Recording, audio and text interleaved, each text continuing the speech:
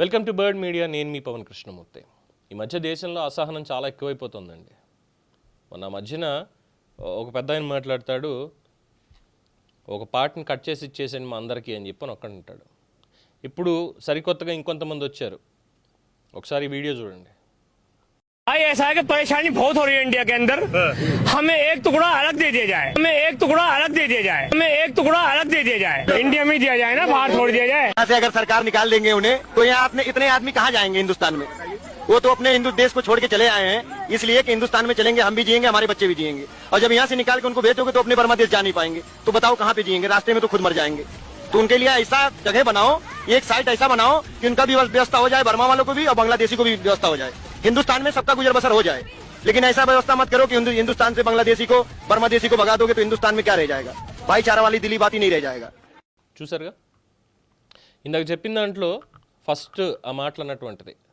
కొంతమంది పాస్టర్లు ఈ సభలు సమావేశాలు పెట్టడం అంతా అవడం, లేదంటే తర్వాత ప్రెస్ మీట్లు పెట్టడం, కాస్త అసహనం వస్తుంది, ఇలా వ్యతిరేకత వస్తుందని కానీ ప్రెస్ మీట్ పెట్టేసి భారతదేశంలో బతకడానికి హక్కు లేదు అనుకుంటే ఒక స్టేట్ మొత్తాన్ని కూడా కంప్లీట్గా విడగొట్టి మాకు ఇచ్చేసేయండి, మొత్తం అంతా క్రైస్తవులదే, ఈ దేశాన్ని విడగొట్టేసి క్రైస్తవులకి ప్రత్యేక దేశం కింద ఇచ్చేసేయాలి. ఇది ఒకటి అప్పుడు చేశారు. ఇప్పుడు వీళ్ళు చేస్తుంది బంగ్లాదేశ్ నుంచి, బర్మా నుంచి ఈ దొడ్డిదారుల్లో భారతదేశానికి వచ్చేసి ఇక్కడ సెటిల్ అయిపోయినటువంటి వాళ్ళు ఇప్పుడు భారతదేశం వాళ్ళందరినీ కూడా వెనక్కి పంపిస్తూ ఉంటే, లేదు వాళ్ళు వెళ్ళరట. ఇప్పుడు బర్మాకిను బంగ్లాదేశ్కి వాళ్ళు వెళ్ళరట, అక్కడికి వెళ్ళి అక్కడ ఉండలేరట, ఇక్కడే ఉండాలట. సో అందుకని చెప్పి పర్టికులర్ పార్ట్స్ వీళ్ళకి కట్ చేసేసి ప్రత్యేకంగా వాళ్ళకి ఇచ్చేయాలట. బర్మాకి బంగ్లాదేశ్కి ఇచ్చేస్తే వాళ్ళు ఇక్కడ బ్రతికేస్తారట భారతదేశంలో. భారతదేశంలో ఉన్న వాళ్ళు మిగతా వాళ్ళందరూ పిచ్చోళ్ళు. 1947లో ఒకసారి ఇలాగే భారతదేశం విడగొట్టబడింది. ఆఫ్టర్ దట్ 1970s దగ్గరకు వచ్చేసరికి బంగ్లాదేశ్గా విడగొట్టబడింది. అంటే అఫ్కోర్స్ అప్పటికే ఈస్ట్ పాకిస్తాన్ కింద దాన్ని మెన్షన్ చేసుకున్నారు అనుకోండి, అయినప్పటికీ కూడా అది కూడా భారతదేశంలో ఒకప్పుడు అంతర్భాగమే.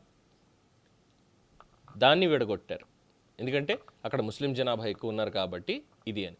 అసలు లెక్క ప్రకారం అయితే అసలు బంగ్లాదేశ్ కానీ బర్మా కానీ మన దాంట్లో ఉన్నప్పుడు ఇక్కడ ఉన్నటువంటి వాళ్ళందరూ కూడా పాకిస్తాన్ వెళ్ళిపోవాలి. లేదు ఇంత దూరం నుంచి అంత దూరం మేము మైగ్రేట్ అవ్వలేం కాబట్టి అటో ముక్క ఇటో ముక్క అంటే రెండు చేతులు భారతదేశాన్ని నరికేసినట్టు బేసిక్గా. సరే, అది అయిపోయింది కదా. ఇప్పుడు అక్కడి నుంచి అక్కడే ఉండొచ్చు కదా, అటు పాకిస్తాన్లోనో ఇటు బంగ్లాదేశ్లోనో బర్మాలోనో ఉండొచ్చు కదా డెవలప్ చేసుకొని. భారతదేశంలోకి ఎందుకు రావడం, మళ్ళీ వచ్చి ఇప్పుడు మళ్ళీ ఇలా అడగడం ఏంటి, ముక్కలు చేసి ఇచ్చేయండి అని. మరి వీళ్ళందరినీ ఏం చేయాలి ఇప్పుడు? భారతదేశంలో ఉండనివ్వాలా, ముక్కలు చేసి ఇచ్చేసేయాలా వాళ్ళకి మళ్ళీ? అంటే ఇంకా స్వతంత్రోద్యమం పూర్తి అవ్వలేదు. 75 ఏళ్ళు దాటినా 80 ఏళ్ళు వచ్చినా ఇంకా పూర్తి కాలేదు. ఇప్పటికీ ఇంకా విభజనవాదం కావాలి. ముక్కలు చేసేసేయండి, బంగ్లాదేశ్కి బర్మాకి ఇచ్చేసేయండి. ఎక్కడిది ఏది ఇవ్వాలి? ఓ పని చేద్దాం పోని, భారతీయులందరూ కూడా బంగాళాఖాతంలోకి చిన్న చిన్న తెడ్లు పడవలు వేసుకుని మనం వెళ్ళిపోతే ఆ బంగ్లాదేశ్ నుంచి పాకిస్తాన్ నుంచి వచ్చి భారతదేశంలో శుభ్రంగా వాళ్ళు తీసుకుంటారు. ఇది కదా కావాల్సింది, అంతే కదా.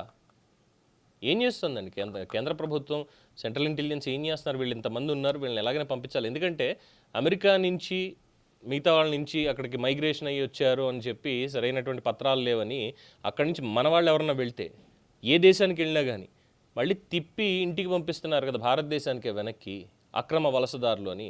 మరి ఇక్కడికి ఉన్నటువంటి అక్రమ వలసదారులని ఎందుకని దేశం నుంచి బయటికి పంపించలేకపోతున్నాం మనం? దీనికి సమాధానం ఉందా? చెప్పండి. చూస్తూనే ఉండండి ది బర్డ్ మీడియా.